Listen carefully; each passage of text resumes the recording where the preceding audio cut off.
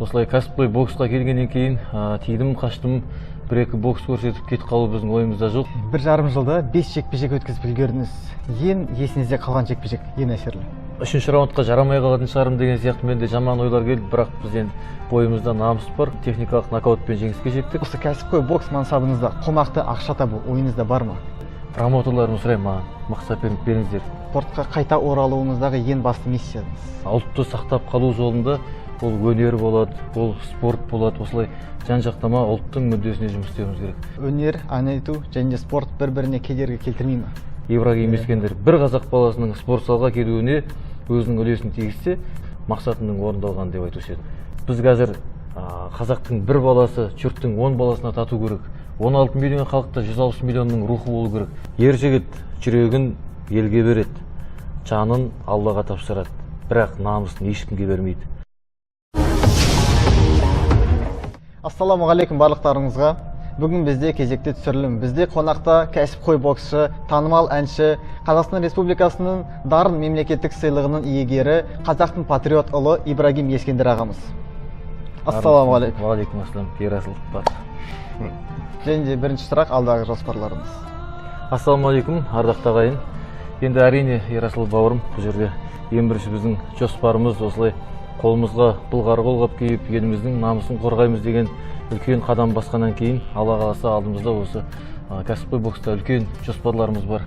Амандық болса, желтоқсан айының 15-інде Мәскеу қаласында осылай Тукеш боксинг промоушн промоутерлік орталығы мінекей Жалғас Тукеш бауырымыздың бастауымен, Алланың қалауымен, қазақ деген халқымыздың қолдауымен өте жауапты жекпе-жек алдымызда күтіп тұр. Алла қаласа ең бірінші біздің жоспарымыз осы жекпе-жекті абыроймен сәтті өткізу. Одан кейін енді біздің өзіміздің ұжыммен алға қойған үлкен жоспарларымыз бар. Енді осылай кәсіпқой боксқа келгеннен кейін тидім қаштым, бір-екі бокс көрсетіп кетіп қалу біздің ойымызда жоқ. Өйткені келгеннен кейін тер төгіп, Аллаға шүкір, қазақ деген халықтың баласымыз, жүрегіміз бар. Сондықтан дұрыс өнер көрсетіп кету ол біздің ең бірінші міндетіміз. Және сол міндеттің ар жағында үлкен жоспарлар бар. Сондықтан қалай болған күнде де Алла жазса осылай еліміздің туын көтеру біздің ең үлкен жоспарымыз, ең үлкен мақсатымыз. Сонда бұйырса 15 желтоқсан жекпе-жек. Алла жазса 15 желтоқсан күні. Сонда сіз 1,5 жылда 5 жекпе-жек өткізіп үлгердіңіз. Ең есіңізде қалған жекпе-жек, ең әсерлі? Ең есімде қалған жекпе-жек осы 2018 жылдың мамыр айында кезекті 3-ші жекпе-жегімді ресейлік тәжірибелі боксшы, кәсіпқой боксшы Дмитрий Антиповпен бокстастым. 3 раунд бокстастық. 2-ші раундтан кейін 3-ші раундқа жарамай қалатын шығарым деген сияқты менде жаман ойлар келді, бірақ бізден бойымызда намыс бар. 3 раунд бокстасып, 3-ші раундта реферидің тоқтатуымен техникалық нокаутпен жеңіске жеттік. Менің бір есімде қалған жекпе-жек осы болды, бірақ әр жекпе-жек мен үшін өте маңызды. Әр жекпе-жектің өзінің бір оқиғасы, өзінің бір есте қалатын моменттері көп болады. Өйткені әрбір жекпе-жекке біз қанша уақыт дайындаламыз командамен, қаншама тер төгіледі, салмақ қуасын тағы да басқа деген сияқты. Сондықтан біз кейбір кездерде айтылып жатады, сопернигі мешок екен, қарсыласы нашар екен деп. Мен шынымды айтсам енді өзім азамат ретінде, боксшы ретінде промоутерларым сұраймын, маған мақсат беріңіздер. Мен бокстасам, мен алып шығам деп. Бірақ кейіннен енді ортаға түсіп, өзімде көріп жатырмын. Үлкен мансапқа, үлкен дәрежеге жеткен кәсіпқой боксшылардың өзін қарап отырсақ, бастапқы 5-6 жекпе-жегінде жаңағыдай тәжірибесін, сенімділігін арттыру үшін өзінен мықты қарсыласты қоймайды. Сондықтан менде де басындағы 3-4 қарсылас ондай қатты мықты болған жоқ. Бірақ осы бір ағайын қайтарым, рингке қолғап киіп шыққан азаматтарды, боксшыларды, біздің қарсыласымыз болсын, басқа болсын, оны мешок деп айтуға болмайды. Өйткені ол да бір өзінің елінің үмітін, сенімін ақтайын деп жігіт қой, қандай ұлт болсын, намыс бар, жұдырықтасуға шыққаннан кейін осылай қарсыласты бағаламауға болмайды. Сондықтан Алла жазса алдымызда үлкен жекпе-жектер, үлкен жаңадай мықты қарсыластар болады.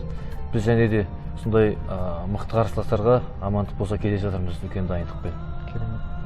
Сонда жекпе-жектермен қатар әндеріңізді тамашалап жатырмыз. Сонда бұйырса пландар бойынша алдағы уақытта қандай ән күтеміз? Ерасыл, біздің жалпы өнер деген идеология.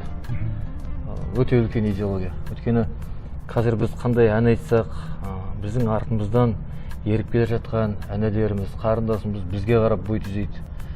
Біз қазір тойхананың шаңын көтеретін емес, елдің рухын көтеретін, қазақ деген елдің еңсесін көтеретін осындай патриоттық дүниелерді көбірек орындауымыз керек. Өйткені жаһандану процесі қазір интернетпен де, басқамен, әлеуметтік желімен кәдімгідей бізге жаңағыдай өте өзінің кері ықпалын тигізіп жатыр. Сол кезде біз ұлтты сақтап қалу жолында ол өнер болады, ол спорт болады, осылай жан-жақтама ұлттың мүддесіне жұмыс істеуіміз керек. Сондықтан қазіргі күні негізі былай қарайтын болсақ, біздің арғы бабаларымыз өнерінің барлығы халықтың, елдің бақытты болуына арналды. Кәдімгі ақылдан, ойдан, өсиеттен тұрады біздің өнеріміз. Сондықтан бүгін ауадай қажет. Біздің әншілеріміз осындай патриоттық дүниелер айтып, қазір еліміздің еңсесін тіктеп, іні қарындастарымызды осындай бір жаңағыдай рух беретін дүниелер көбірек айтылса, біз дұрыс ел боламыз деп ойлаймын. Сондықтан қазір алла жазса мінекей інілеріме, қарындастарыма, замандастарыма осындай өсиет болатын дүниелерді көптеп жазу үлкен жоспарда бар. Керемет. Сонда өнер, ән айту және спорт бір-біріне кедергі келтірмей ме? Мүмкін кедергі келтірер ме еді. Менің өнердегі миссиям бір жеңіл әндерден құралып, той-томалақ төңірегінде болып, сондай бір дүние болса, мүмкін кері әсерін тигізуші ме еді. Менің әндерім патриоттық әндер, керісінше ол өзіме допинг. Өзіме рух береді. Мысалы менің ММА-дағы, бокстағы біздің бауырларымыз, достарымыз қазір бәрі бөлісіп алған, көк тумен мен шығам дейді. Оян Қазақпен Арман Оспанов шығады. Сен Қазақсыңмен жаңа Шыңғыс Қайранов шығады. Батырлар ұранымен Батыр Жүкембаев шығады деген сияқты біздің батырларымыз бөлісіп алды. Неге? Өйткені рингке шығарда адамға рух беретін дүние керек. Сол сияқты мен өзімнің әндерімнен өзім шабытыламын, өзім рух аламын, керісінше бойыма бір жекпе-жекте дайындықта күш береді негізінде. Сондықтан ол керісінше бір-бірін қолдап тұрған дүниелер. Сонда жаттығу барысында мысалы сізге бір шабыт келіп, оны бірден қағазға түсіру дегендей бола ма сәттер? Енді жаттығу барысында болмайды, бірақ шабыт қай уақытта келеді?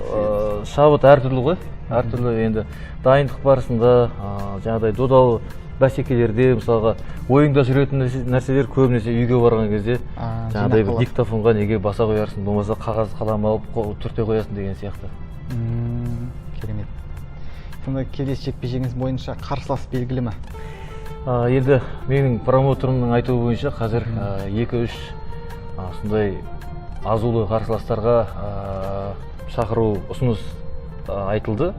Енді сол кісілерден жауап айтады, сосын бізге айтады. Енді мен шынымды айтсам қазір ондай қарсылас туралы ойлап жатқан жоқ. Маған өзімнің бапкерлерімнің қойған тапсырмасы бар. Қазір тек біздің мақсат жақсы жаттығу.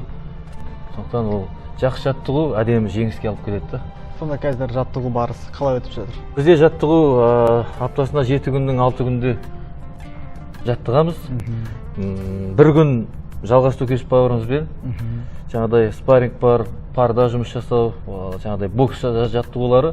Екінші күні Бауыржан Рысбек деген бауырымызда осы боксқа қажетті жаңағыдай физикалық жаттығулар өтеді. Сондықтан Аллаға шүкір қазір күнде бізде жаттығу жүріп жатыр. Кейбір күндері таңертең, кейбір күндері күнде 2 рет болады. Сондықтан негізі өте былай айтқанда қызу жаттығу жүріп жатыр. Сонда алдағы айға және алдағы жылға басты мақсаттарыңыз? Алла жазса енді алдымызда нақты ақпаратты менің бауырым Жалғас Төкешев айтатын болады. Алла жазса белдікке таласу біздің Мәскеуде мүмкін бе? Мәскеуде болуы мүмкін, немесе тағы да басқа да қалаларда болуы мүмкін. Бірақ ол уақыттың еншісінде. Сондықтан жақсы бір сондай белбеуге таласу ойда бар. Одан кейін ары қарай тағы да үлкен жоспарларымыз бар, бірақ оны өзінің уақытымен айтқанымыз дұрыс болатын шығар деп ойлаймыз. Керемет. Осы спортқа қайта оралуыңыздағы ең басты миссияңыз қандай? Ең басты мақсатымыз, ең басты миссиямыз осы бізден кейін ол мейлі өнер адамдары болатын шығар, мейлі тағы да басқа сондай қазақтың балдары спортқа көбірек келіп жатса, қолына былғар қолғап киіп, қабырып, елдің намысын қорғауға шығып жатса, жарайды, жарысқа шықпағанның өзінде осылай спортпен айналысатын жастардың санын көбейтіп жатсақ, Ибрагим Ескендір бір қазақ баласының спорт залға келуіне өзінің үлесін тигізсе, менің осы кәсіпқой спортқа, боксқа келгендегі осы мақсатымның орындалған деп айтушы едім. Сонда негізі спортқа қанша жасыңызда келдіңіз сол бойынша? Спортқа 14 жасымда келдім.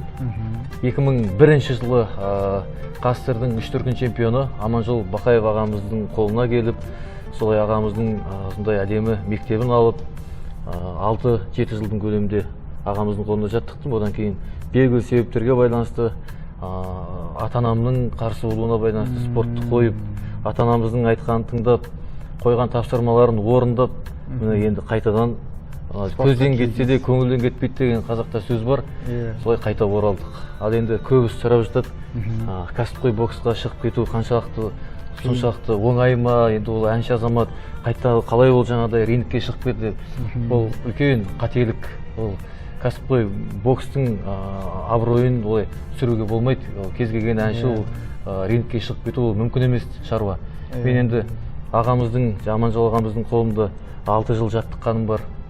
Одан кейін кәсіпқой боксқа қолғап киіп шығып кете салған жоқпыз. Осы бойымдағы боксшыға тән қасиеттерді көріп, жалғас бауырымыз осылай ұсыныс тастап, Бобыржан Моменов, Арман, Рысбек, Уәлихан Бейсенқұлов сияқты азаматтармен бірге дайындық жұмыстарын жүргізіп, енді өзің де оның шет жағасында куәгерсің бауырым. Сондықтан үлкен бір сондай мақсатты түрде, жоспарлы түрде дайындықпен келдік. Ол жаңағы кейбір азаматтар енді ойдауы мүмкін, ол әнші адам немесе ақшасы көп па, кәсіпқой боксқа шыға салып, ол құлатып отыр жаңағыдай деген сияқты ойлар болуы мүмкін. Бірақ ол заңдылық деп ойлаймын, өйткені менің халық мені әнші ретінде таныды. Менің бұрын бокспен айналысқанымды көрген жоқ. Ол кезде енді әлеуметтік желі, Инстаграм жаңағыдай. Мейлі біз енді әуесқой бокста ондай бір анау айтарлық нәтижеге жетпесек те, бірақ жақсы белгілі деңгейде жаңағыдай қазақ боксының жаңағыдай мектебін алдық деп айта аламын. Сондықтан сол бұрынғы базамыздың арқасында ары қарай мінекей қазақта бауыр деген сөз бар. Ол қазақтың ең бір сондай қасиетті сөздерінің бірі деп ойлаймын. Бауыр тастамайды. Мына жалғас бауырымыз осындай ұсыныс айтқаннан кейін, бір шаруаны бастағаннан кейін соңына дейін жеткізейік деп мінекей үлкен жұмыстар жасап жатырмыз. Жасалып жатыр. Осы кәсіпқой бокс мансабыңызда қомақты ақша табу ойыңызда бар ма? Ерасыл бауырым, бұл жерде мынандай бір нәрсе бар. Егер қаражатты көздейтін болсақ, өнерде де қазір жаңағыдай тойға арналған әндер айтып, халық аралап, ақшаның соңынан кетуге болады. Бірақ ең үлкен біздің мақсатымыз өнерде де, спортта да ол халыққа, келер жас ұрпаққа отаншылдық сезімін беру. Өйткені қазақ деген халық әлемде жер көлемі жағынан 9-шы орында алып тұрған алпауыт мемлекетпіз. Бірақ халқымыздың саны өкінішке орай өте аз. 18 миллион халықтың тең жарысы қазақ дейтін болсақ, оның ішінде тілі шұбарланған қанша ағайын бар. Бірақ сондықтан біз қазір қазақтың бір баласы жұрттың 10 баласына тату керек. 16 миллион халықта 160 миллионның рухы болу керек.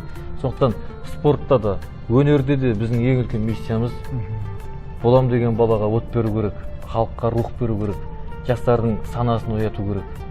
Кезінде біздің Міржақып, Дулатов аталарымыз, Әлихан аталарымыз, қазақтың алаштың арыстары осылай қойдай қырылып отқан халықтың кәдімгі жанашыры болып кеудесін оққа тосты. Аллаға шүкір бүгін бейбіт заманда өмір сүріп жатырмыз. Бірақ біздің жаһандану, ақпараттық кәдімгі өзіміздің жауларымыз бар қазір. Халқымыздың иммунитетін жеп жатқан. Сондай бір дүниелерге біз қазір спортымызбен, өнерімізбен қолымыздан келгенше тосқауыл болуымыз керек. Рахмет. Енді біздің көрермендерге, әсіресе жастарға кеңес, бір-екі сөз. Мен бауырларыма бүгінгі қазақтың жігіттерін айтатын: ер жігіт жүрегін елге береді, жанын Аллаға тапсырады, бірақ намысын ешкімге бермейді. Сондықтан жігіттер, біз намысты болайық. Қазаннан қақпақ кетсе, иттен ұят кетеді, жігіттен намыс кетсе, қыздан ар кетеді дейді. Сондықтан бүгінгі елдің, жердің, тілдің, халықтың қорғаны болатын, тіреуі болатын бүгінгі қазақтың жігіттері. Сондықтан жігіттер қашанда мықты болайық, білімді болайық, сауатты болайық. Керемет. Жақсы, сау саламат болыңыздар. Ассалаумағалейкум.